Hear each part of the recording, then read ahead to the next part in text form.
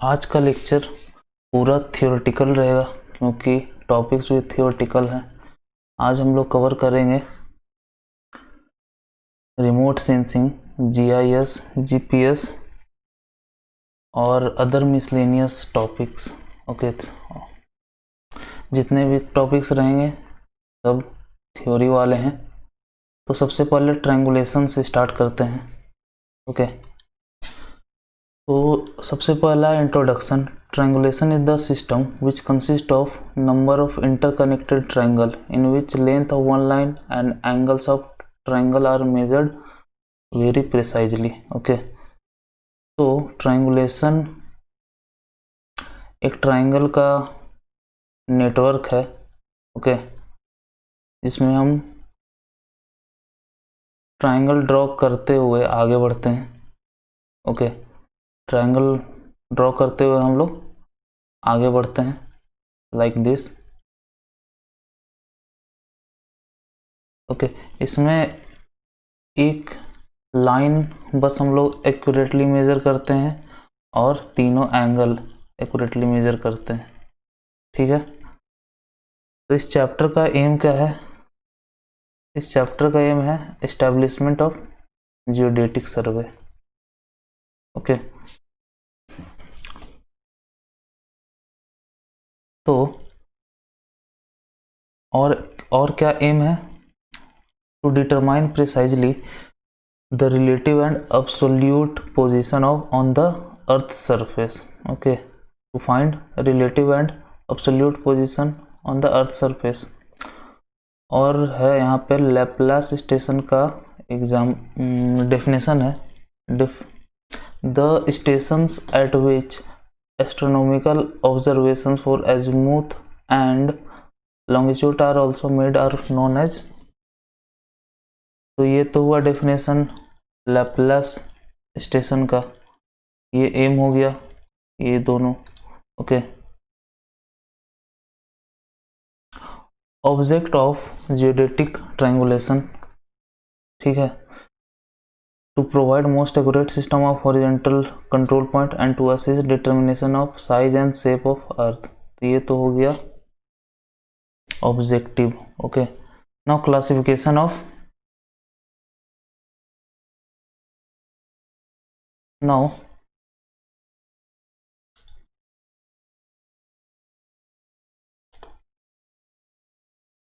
Classification of triangulation system based on accuracy. वो सबसे पहला तो है फर्स्ट ऑर्डर,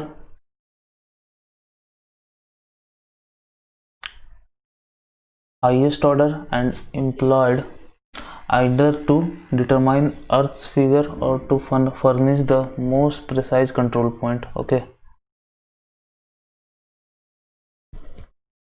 तो ये सब इसके स्पेसिफिकेशंस हो गए, एक और बस पढ़ लेना है हमें। Okay, length of base line 5.5 kilometre. उसके बाद सेकेंड ऑर्डर, जिसको सेकेंडरी ट्रायंगुलेशन बोलते हैं। इसमें जो ट्रायंगल का साइज होता है वो स्मॉलर फॉर्म होता है प्राइमरी ट्रायंगुलेशन से। ओके, और इसमें और ज़्यादा स्मॉल फॉर्म होता है। ओके, तो सबसे बड़ा ट्रायंगल हमें फर्स्ट ऑर्डर में ही मिलता है। और ये क्यों यूज किया जाता है? To determine earth figure and to furnish most precise control point. Okay, now कौन कौन से शेप हम लोग यूज करते हैं और system triangulation figures and system. तो सबसे पहला है सिंगल चेन ऑफ ट्रायंगल, दूसरा है डबल चेन ऑफ ट्रायंगल, तीसरा है सेंटर्ड फिगर एंड चौथा है क्वाड्रिलैटरल्स। ओके, ये बस एक एक बार हम लोगों को पढ़ लेना है, याद नहीं करना ज़्यादा, बस रीड करके आगे बढ़ जाना है। Okay, now criteria for selection of figure. Okay, the figure should be such that computations are done through two independent route। तो ट्रायंगुलेशन को आगे बढ़ाने का कम से कम दो रूट होना चाहिए, ऐसा हम लोग फिगर चूज करना है।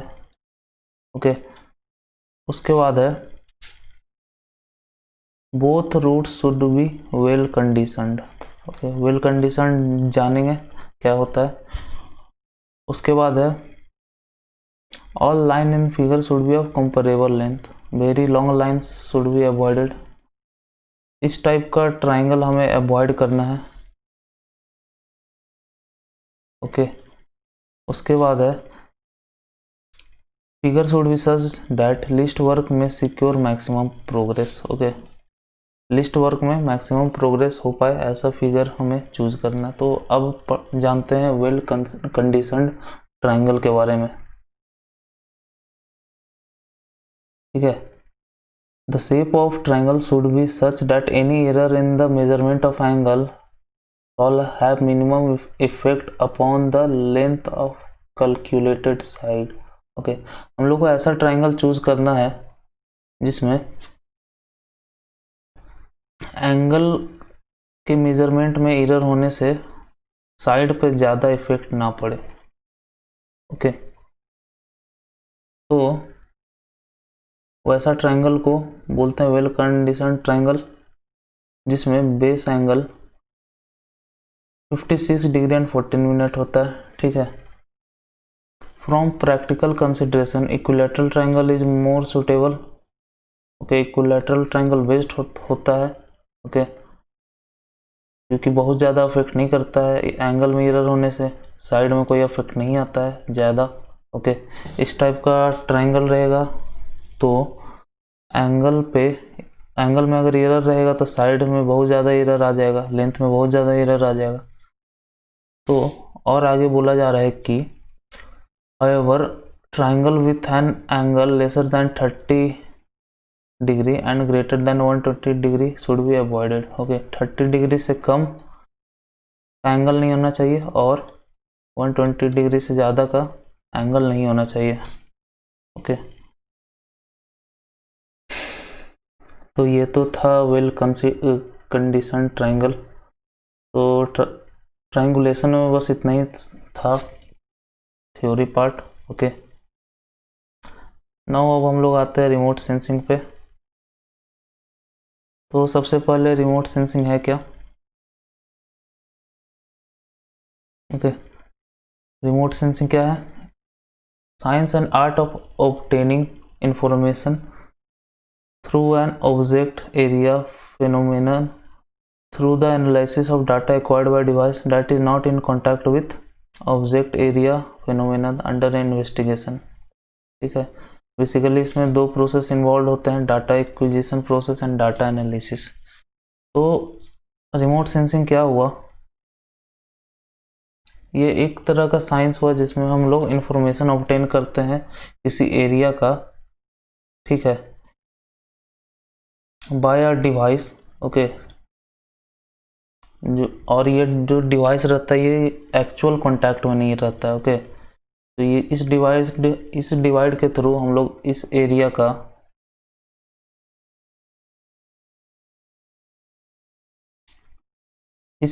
हम लोग डाटा इंफॉर्मेशन ऑब्टेन करते हैं। ओके, तो ये ग्राउंड हो गया और ये हवा में एक डिवाइस है।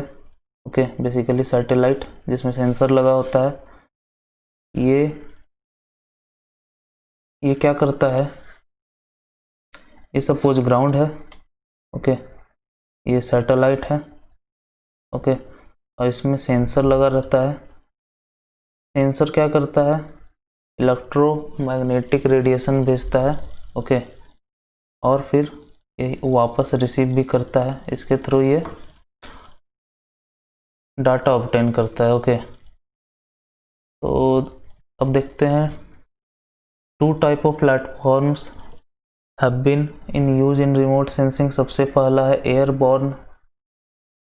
ओके, दूसरा है स्पेस बेस्ड प्लेटफॉर्म। ओके, उसके बाद है सेंसर भी दो तरह के होते हैं, सबसे पहला एक्टिव सेंसर्स, दूसरा पैसिव सेंसर्स। ओके, तो एक्टिव सेंसर क्या हुआ? तो एक्टिव सेंसर यही था, इसमें ये manmade electromagnetic wave electromagnetic radiation छोड़ रहा था और इसी को रिसीव कर रहा था। ओके, लेकिन पैसिव सेंसर क्या होता है? सपोज ये सैटेलाइट है, इसमें पैसिव सेंसर लगा हुआ है, तो ये सिर्फ नेचुरल रेडिएशन, ये सन है, ओके, इससे रेडिएशन गया, फिर ये यहाँ इस सेंसर में गया, तो जो नेचुरल रेडिएशन को बस एब्जॉर्व करता है, ओके, उसे पैसिव बोलते हैं, और जो मैनमेड रेडिएशन छोड़ता है और उसको फिर एक्सेप्ट करता है, उसे हम लोग एक्टिव सेंसर बोलते हैं। ओके, इसके एप्लीकेशंस कहाँ हैं? इसके एप्लीकेशंस है एग्रीकल्चर में, फॉरेस्ट्री में, land use, land cover analysis, geology, environmental hazard and water resource. Okay, तो ये तो था रिमोट सेंसिंग। ओके, नाउ अब हम लोग जीआईएस देखते हैं।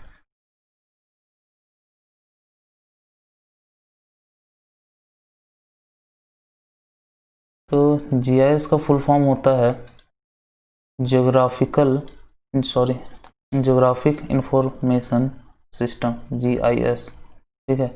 It is an information technology which stores, analyze, display both spatial and non spatial data. तो ये बेसिकली इस फॉर्म में डाटा कलेक्ट करता है। सपोज ये अर्थ का डाटा कलेक्ट कर रहा है, तो सबसे पहले टोपोग्राफी का डाटा कलेक्ट करेगा एक लेयर, फिर दूसरा लेयर वाटर डिस्ट्रीब्यूशन नेटवर्क, फिर तीसरा लेयर रोड नेटवर्क, फिर चौथा लैंड यूज पैटर्न एंड फिर फाइनली ड्रेनेज सिस्टम, ठीक है। तो ये part layer by layer data receive करता है। ओके, तो डाटा फॉर्म जीआईएस में 3 तरह के होते हैं: स्पेशियल डाटा, टेब्यूलर डाटा और image data. Okay,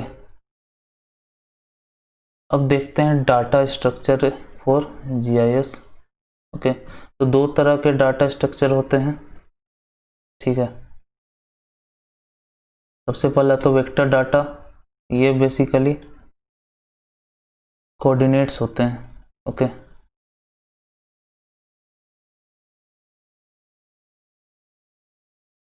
coordinates X Y coordinate होते हैं, collection of X Y coordinate. Okay, now raster data also called cellular data structure, ठीक है, depict the real world by pixel and grid. Okay, it is not as accurate as the vector format, इसके जैसा accurate नहीं है, लेकिन ये भी data store करता है, ठीक है। Each coordinate may be represented by a cell or each line by an array of cell। Okay, तो ये एक ग्रिड सेल और पिक्सल में ढेर सारे पिक्सल्स में डाटा स्टोर करता है, ये कोऑर्डिनेट्स में डाटा स्टोर करता है। तो ये तो था जीआईएस।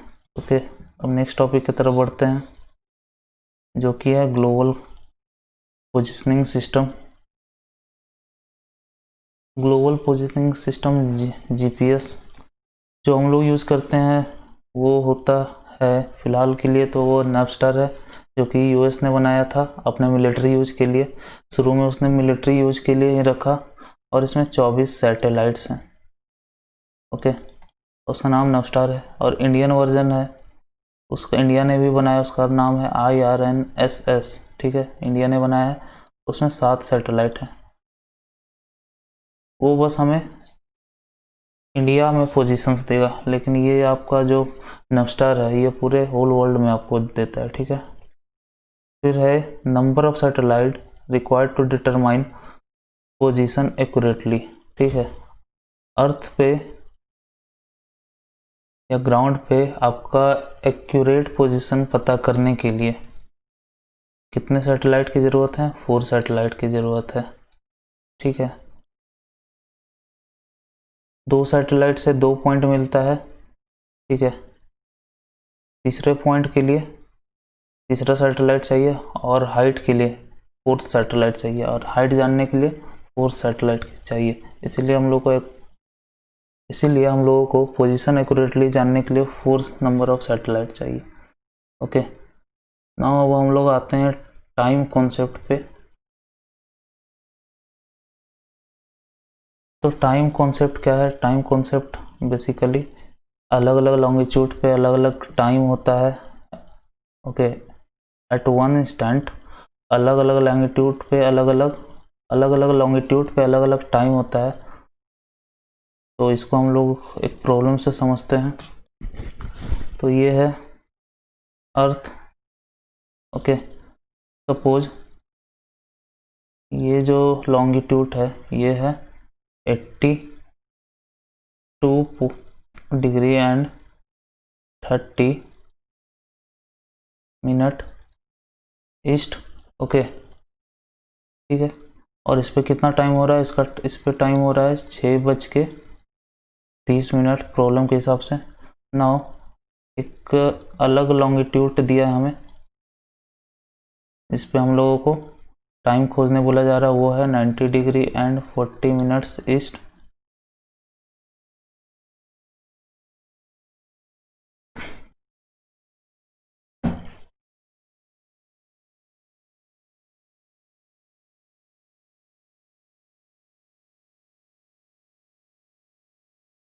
ठीक है, इस पे हम लोगों को टाइम खोजने बोला जा रहा है, इसके लिए टाइम दिया हुआ है। ठीक है, तो सबसे पहले तो एक बात जानना ज़रूरी है कि पर डिग्री कितना टाइम चेंज होता है। ओके, उसके लिए टोटल अर्थ 360 घूमता है। ओके, और टोटल वो एक दिन में कितना टाइम होता है? Total 24 hour. और कितना घूमता है? 360 डिग्री। तो देखा जाए तो 1/15 आवर्स पर डिग्री। ठीक है, मतलब 1/15 मतलब 4 मिनट, हर डिग्री पे 4 मिनट आपका टाइम चेंज होता है। ओके, तो अब हम लोगों को फाइंड करना है 90 डिग्री 40 मिनट ईस्ट पे हम लोगों को फाइंड करना है। तो सबसे पहले हम लोग डिफरेंस निकालते हैं। 90 degree 40 minute east minus 82 degree 30 minute east. इसे आप देखेंगे तो 8 डिग्री एंड 10 मिनट्स हमें मिलेगा। ओके, तो फाइनली टाइम कितना हुआ होगा? इस पे टाइम हुआ होगा 6:30 मिनट प्लस। ओके, ईस्ट के तरफ जैसा जैसा हम लोग बढ़ते जाते हैं वैसा वैसा टाइम बढ़ता है, और वेस्ट की तरफ अगर मूव करते हैं तो टाइम घटता है। तो ये ईस्ट की तरफ है। अगर ये वेस्ट की तरफ होता तो यहाँ माइनस हम लोग करते, तो ये ईस्ट की तरफ है। तो यहाँ हम लोग एडिशन किए हैं, उसके बाद 1/15 okay into 8 degree and 10 minutes है। ठीक है, तो 10/60 ये कर देते हैं। तो फाइनली क्या होगा?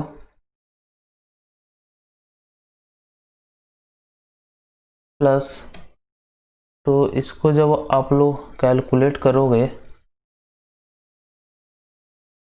तो कैलकुलेट करने से ये वाला आपका आएगा 0.544 आवर्स। ओके, ये टाइम है, ये आवर्स में है। फिर इसको डिग्री में कन्वर्ट करने के लिए, इसको जब आप लोग डिग्री में कन्वर्ट करोगे तो ये आएगा 32 minute and 40 seconds. Okay,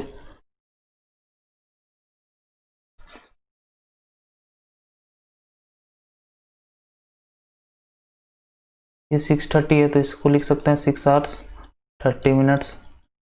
okay, 6 hours 30 minute. Okay, तो इनको जब आप लोग ऐड करोगे तो आएगा 7 our and 2 minutes and 40 second. Okay, तो ये तो था टाइम कॉन्सेप्ट। ओके, तो इसका अलग मेथड भी होता है, लेकिन सब कोई अलग अलग मेथड से करते हैं। मेथड नहीं, मतलब समझने का तरीका अलग होता है। तो मेरा ये तरीका है, आप लोग इसे ही फॉलो करो तो ज़्यादा बेहतर रहेगा। ओके, ये ज़्यादा इजी है। ठीक है, नाउ अब हम लोग चेन पढ़ेंगे। ठीक है,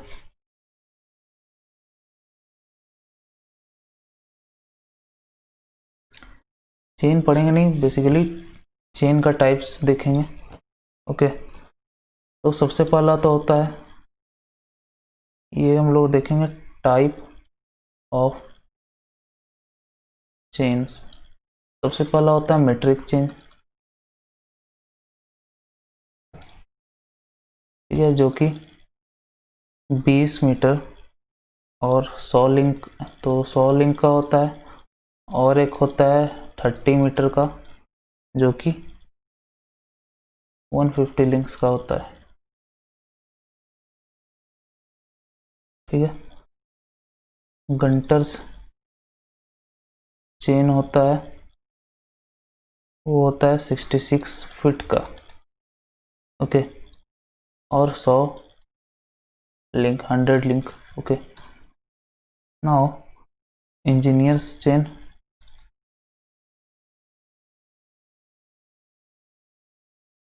ये होता है 100 फीट का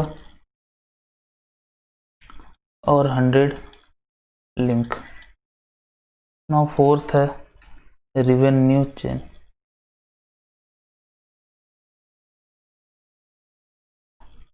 33 फीट और 16 लिंक। ओके, ये तो था टाइप्स ऑफ चेन। ओके, अब देखते हैं difference between prismatic compass and surveyor's compass. Okay, तो सबसे पहले तो बता दें, ये वाला जो है ये प्रिज्मेटिक है, और ये जो है वो है सर्वेयर्स सर्वेयर्स कंपास। ओके, इसका यहाँ लिखा जा रहा है और इसका यहाँ लिखा जा रहा है। ओके, तो सबसे पहला जो पॉइंट है वो है graduation circle is fixed to broad needle. Okay, तो ये ब्रॉड नीडल है, ग्रेजुएशन सर्कल इसी में फिक्स्ड है। Okay, graduation circle is fixed to box. ठीक है, ये जो ग्रेजुएशन सर्कल है वो इस बॉक्स से ही फिट है। ओके, इसी से फिट है। It it does not rotate with line of sight. ठीक है, and rotate with line of sight. There is prism at viewing end. ठीक है, and no prism only slit. Graduation in whole circle bearing, मतलब 360 पूरा रहेगा, और ये 0 से 90 ही रहेगा।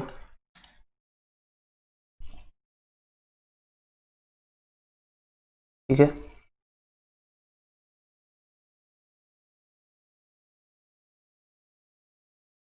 फिर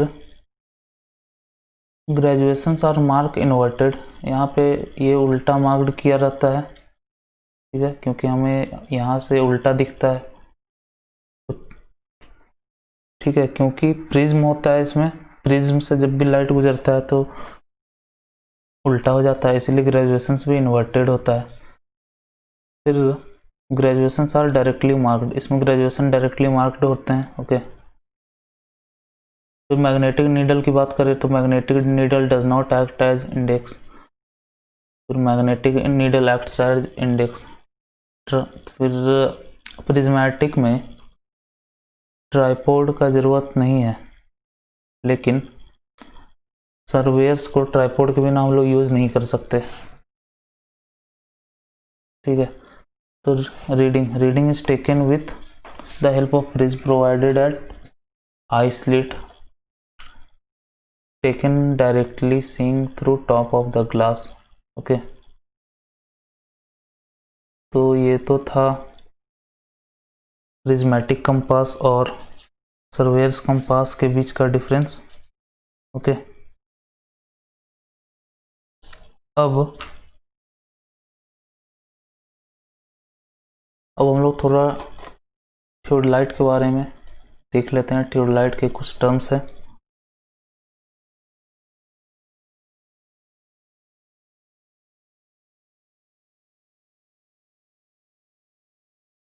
थियोडोलाइट, इसका सबसे पहले काम क्या है? सबसे पहले काम है इसका हॉरिजॉन्टल और वर्टिकल एंगल मेजर करना।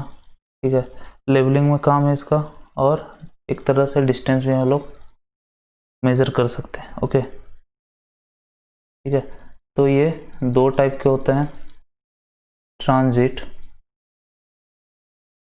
And non transit.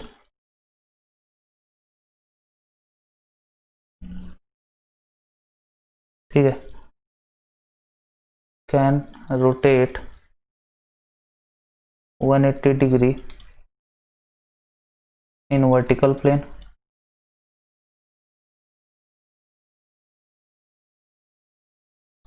But it can't. Okay, vertical plane जो होता है उसमें 180 रोटेट कर सकता है, ट्रांजिट नॉन ट्रांजिट नहीं कर सकता है। ओके, अब कुछ बेसिक डेफिनेशन से वो देख लेते हैं। सबसे पहला है horizontal trunnion transverse axis. Horizontal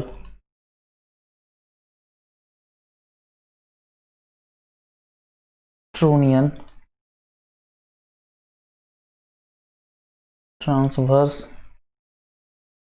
axis,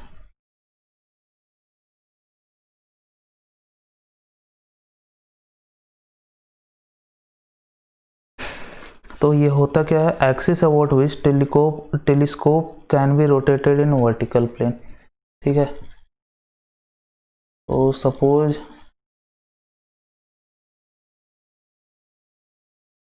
ये थियोडोलाइट है। ठीक है, तो हॉरिजॉन्टल कुछ इस डायरेक्शन में होगा। ओके, तो ये वाला जो है हॉरिजॉन्टल ट्रूनियन ट्रांसवर्स एक्सिस ये है, जिसके अराउंड ये घूम सकता है वर्टिकल प्लेन में। ओके, वर्टिकल प्लेन बोला जाए तो ये इस डायरेक्शन में जो घूम सकता है। ठीक है,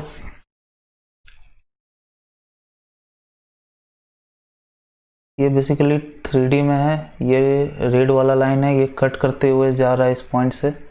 ठीक है, ये इस प्लेन को कट कर रहा है यहाँ पे। ओके, ये सपोज एक्स डायरेक्शन है, ये वाई डायरेक्शन है, ये जेड डायरेक्शन हुआ, तो ये रेड वाला लाइन जेड डायरेक्शन में है। ठीक है, तो ये कहलाता है हॉरिजॉन्टल ट्रूनियन और ट्रांसवर्स, सब एक ही नाम है, horizontal transverse and trunnion axis. अब है वर्टिकल और अजीमुथ एक्सिस। ठीक है, तो वो ये वाला लाइन है सीधा, जो y के पैरेलल में है, जो ये y के पैरेलल में है वो हुआ वर्टिकल। वर्टिकल और अजीमुथ एक्सिस,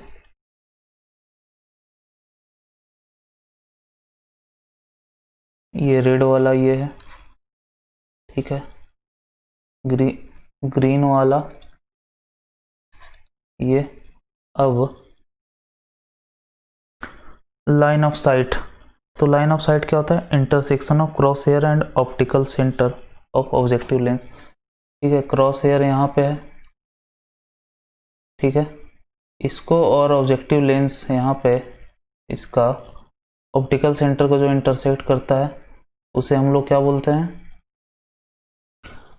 उसे हम लोग लाइन ऑफ साइट बोलते हैं। ओके, और line of sight in horizontal plane is called line of collimation. ठीक है, तो ये जो साइन है वो लाइन ऑफ साइट है, लाइन ऑफ साइट। तो आप ये तीनों को समझ गए होंगे। सबसे पहला हॉरिजॉन्टल जो कि जेड में है, हॉरिजॉन्टल एक्सिस, ये वर्टिकल, और ये लाइन ऑफ साइट। और ये लाइन ऑफ साइट अगर हॉरिजॉन्टल प्लेन पे है तो ये लाइन ऑफ कोलिमेशन कहलाएगा। अदरवाइज अगर टेढ़ा है, थोड़े कुछ एंगल, वर्टिकल एंगल कुछ दिया हुआ है तो वो लाइन ऑफ कोलिमेशन नहीं कहलाएगा। लेकिन अगर हॉरिजॉन्टल प्लेन पे है ये लाइन ऑफ साइट, जैसा कि इस फिगर में अभी, तो इसलिए ये लाइन ऑफ कोलिमेशन कहलाएगा। ठीक है, अब नेक्स्ट टर्म जो है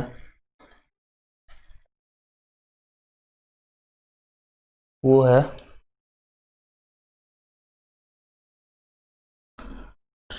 प्लंजिंग। ओके,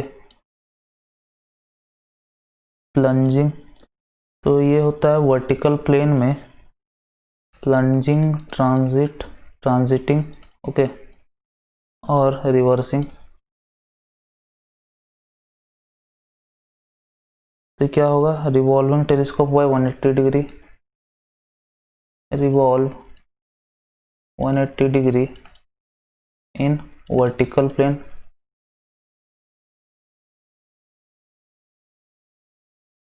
ठीक है। नेक्स्ट टर्म है swinging, revolving telescope in horizontal plane, revolving telescope in horizontal plane.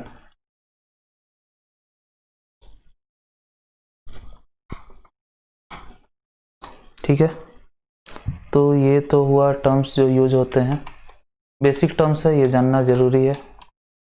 Theodolite, तो थियोडोलाइट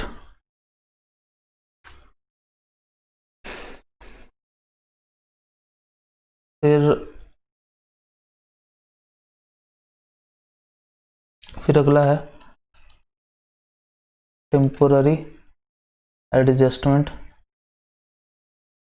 ठीक है, those adjustment which are necessary to take first observation. First observation लेने से पहले जो भी एडजस्टमेंट किया जाता है उसे हम लोग टेम्पोररी एडजस्टमेंट बोलते हैं। तो सबसे पहला तो होता है सेटिंग अप, दूसरा होता है सेंटरिंग, तीसरा है लेवलिंग। ये टेम्पररी एडजस्टमेंट हुआ।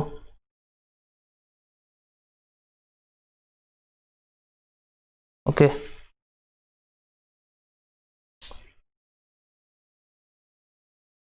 टेम्पररी एडजस्टमेंट ये तीन हुए।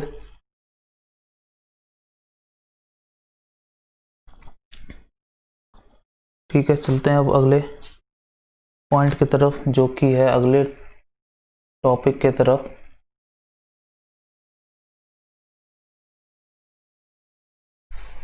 उससे पहले परमानेंट एडजस्टमेंट क्या होता है वो देख लेते हैं। परमानेंट एडजस्टमेंट, परमानेंट एडजस्टमेंट उनको बोलते हैं जो भी यूज किया जाता है टू स्टैब्लिश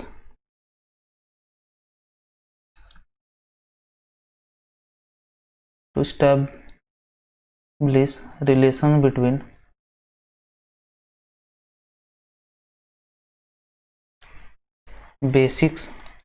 बेसिक लाइंस। ठीक है, बेसिक लाइन बोला जाए तो ये line of sight, vertical line और हॉरिजॉन्टल एक्सिस। ओके, इन तीनों के बीच जो भी हम लोग करते हैं एडजस्टमेंट रिलेशनशिप बिठाने के लिए, उसे बोलते हैं परमानेंट एडजस्टमेंट। तो अब चलते हैं नेक्स्ट टॉपिक की तरफ, जो कि है प्लेन टेबल सर्वे।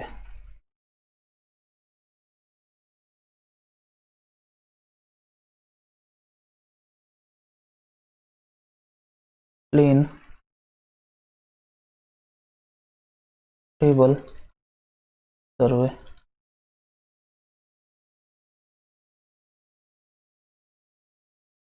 तो आप लोगों ने ये तो कॉलेज में किया ही होगा। ओके, तो इसके बारे में एक बहुत स्पेशल पॉइंट है कि measurement and plotting are done in field only. Okay, measurement और plotting, measurement and plotting are done in field. ठीक है, दोनों फील्ड में हो जाता है, कुछ घर पे करने का जरूरत नहीं पड़ता। ओके, तो इसके भी सेटिंग अप में 3 प्रोसेस है। सबसे पहला फिक्सिंग प्लेन टेबल,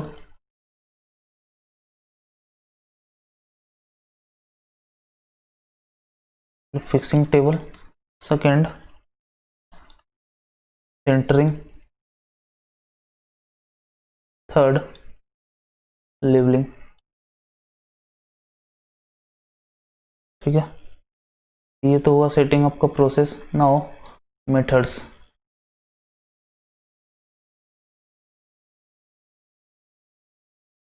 तो सबसे पहला मेथड है ट्रैवर्सिंग। ट्रैवर्सिंग, इसका पहले भी मतलब बताया था, means to pass across, to pass across. ठीक है, it is a framework of series of line forming an open और क्लोज्ड पॉलीगॉन। ठीक है, फ्रेमवर्क ऑफ सीरीज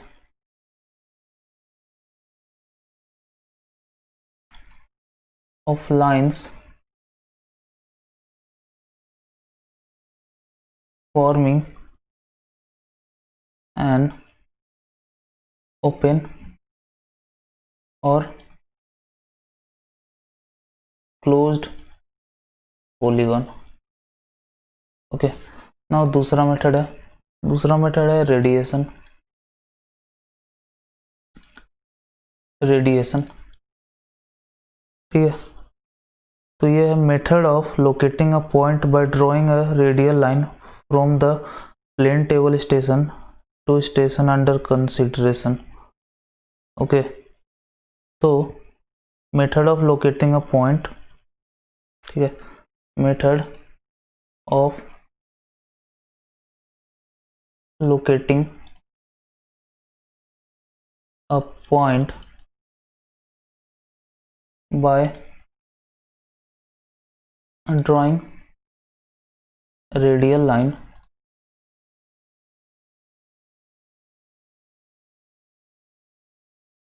from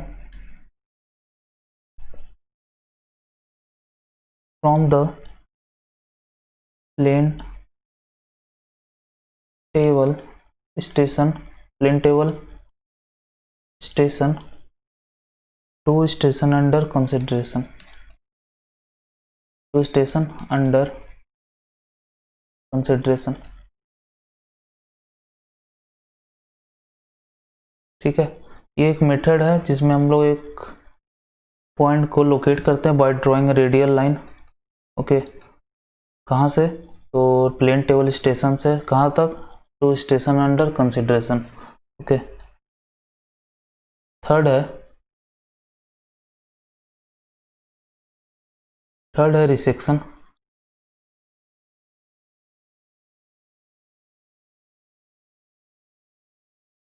तो रिसेक्शन क्या होता है? Locating station occupied by plane table when position of that station has not been earlier plotted on drawing sheet when plane table occupied other station। Okay, तो ये एक method है जिसमें खुद प्लेन टेबल का पोजीशन हम लोग फाइंड करते हैं। ठीक है, फाइंड करते हैं जब वो पहले जब भी अदर स्टेशन पे था उसमें प्लॉट नहीं किया गया था। ठीक है, तो शॉर्ट में लिखते हैं मेथड ऑफ लोकेटिंग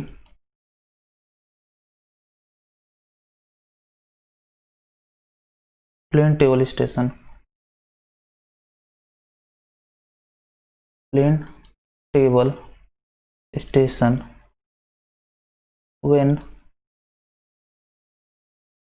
earlier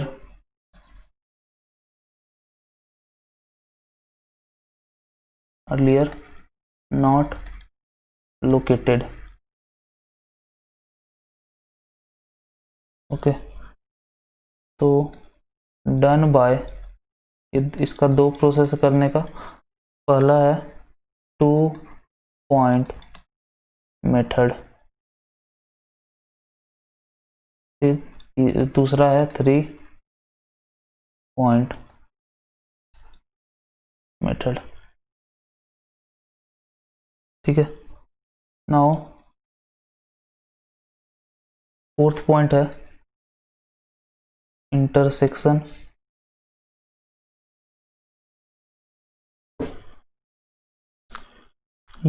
ठीक है, it is method of locating point by intersection of two ray from two different station.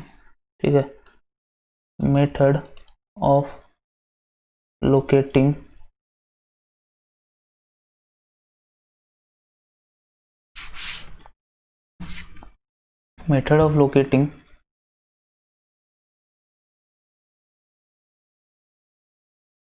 point by intersection of two rays drawn from two different station, drawn from two different station। ठीक है, तो ये हुआ intersection, और यहीं पे ख़त्म होता है प्लेन टेबल सर्वे, और यहीं पे ख़त्म होता है सर्वेइंग का पूरा क्रैश कोर्स। आई होप आप लोगों को समझ में आया होगा।